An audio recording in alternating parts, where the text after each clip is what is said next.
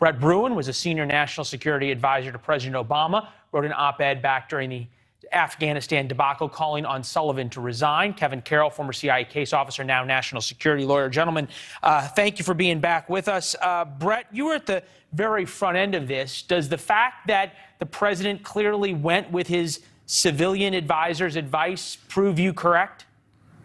Well, I think what we saw today, Leland, was that debate and how it played out, at least from the military standpoint. And clearly, the generals felt as though we needed to stay, and they were overruled. And it's unfortunate. I think we've seen both the security consequences, the civilian consequences as well.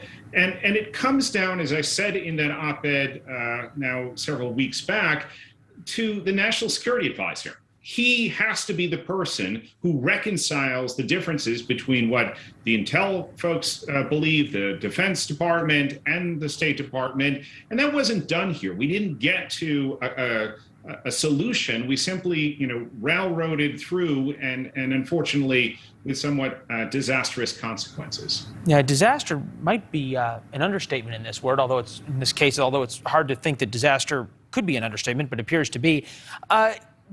Kevin, we had you on actually the same time Brett was on to talk about this idea that there was a possible quote-unquote coup by Milley taking away President Trump's nuclear launch authority. Based on the testimony today, it seems as though that headline was a little overwritten. Agree? I agree. What it sounded like to me is that General Milley was saying that under the ordinary procedure, he should be on the nuclear fires call, which is true.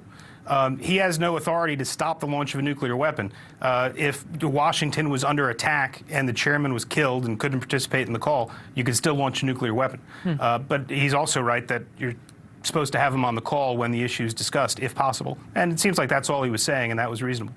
Yeah, if you take him at his word, it's very different than at least what the headlines were and even something of the book. We're going to get into that book, Carroll, a little later in the show, but I want to get your thought on it.